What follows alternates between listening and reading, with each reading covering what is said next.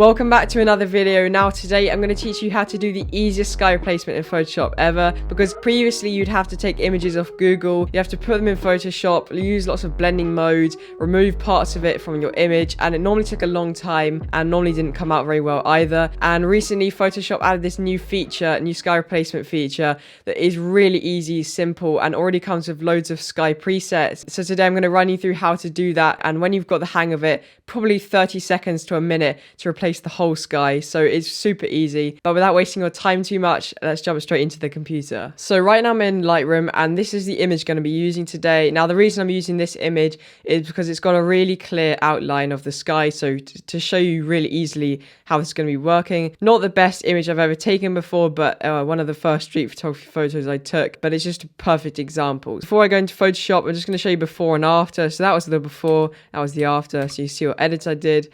But we're going to right click, go edit in, and then edit in Photoshop. So now we're in Photoshop. The first thing we're going to come and do is unlock the layer. It's super easy because you just come and click edit, sky replacement, and literally in 2 clicks and you've got the whole sky replaced. Just wait for that to load, and there you go. That is literally the sky replaced in 2 clicks. So it's really easy. There's a few things you can obviously do. So if you click the drop down menu, you can see there's a few different presets, a few different groups. So there's blue sky, spectacular, and sunset. And obviously there's a bunch within each of them.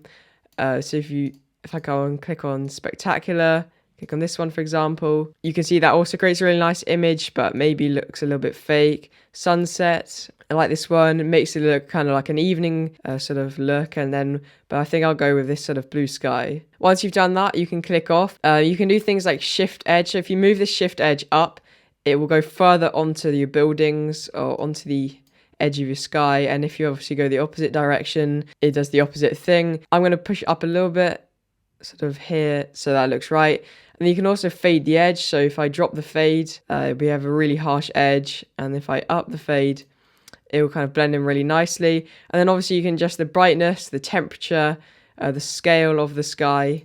So if you increase it, it will zoom in on the sky, and you get the idea. And if in some case you've got your skies from Google, you have some night skies because they don't provide those, you can click the drop down menu, click the little cog button right here, and then you can click import skies, and you can import your own skies, and basically the same thing. But that is it for replacing the sky, and it's obviously so easy and works in so many ways, and Photoshop does a really good job at analyzing where your sky is. And obviously you can make a few adjustments, but that's it for this section. Now obviously in this image, the reflection is in focus and it's really sharp. The buildings are slightly out of focus. Obviously right now the sky is really sharp in focus, so we want to change that. So we're going to come over to our right side and to our layers. We're going to click the sky layer on the top here, click on that, then click filter, blur, Gaussian blur, and then we'll 8.2 pixels, that's probably okay. We'll click OK.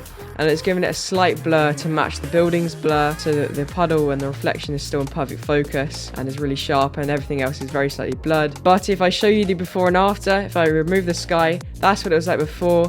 That's the after, and it looks considerably better with the sky. Obviously you play around with the skies that you want and change it up, but that's it for now in the computer. Now that is it for today's video. I'm just so glad that Adobe have made replacing the sky in Photoshop so easy now, and I think it's just a massive improvement from what it used to be and how hard it used to be. Now once you've done the sky replacement, all your edits go in the right into the layers tab, so it makes it really easy to see everything you've done and what you can change and stuff. But I think they've just done a really good job at making it really easy. A few days ago, I put a little kind of one of those question box on my Instagram story asking what Lightroom and Photoshop tutorials you want to see, and I had around 20 to 25 people ask me to show you how I edit my actual photos. So you can see my Instagram feed right here, and maybe in the future I'll make a video like that teaching you how to edit like I do. But obviously make sure to message me on Instagram if you have any ideas, any tutorials, and I'll make them for you. But overall, I'm just so glad that Adobe made it so easy, and the sky replacement is never been so easy. But that's it for today's video, and I'll catch you in the next one.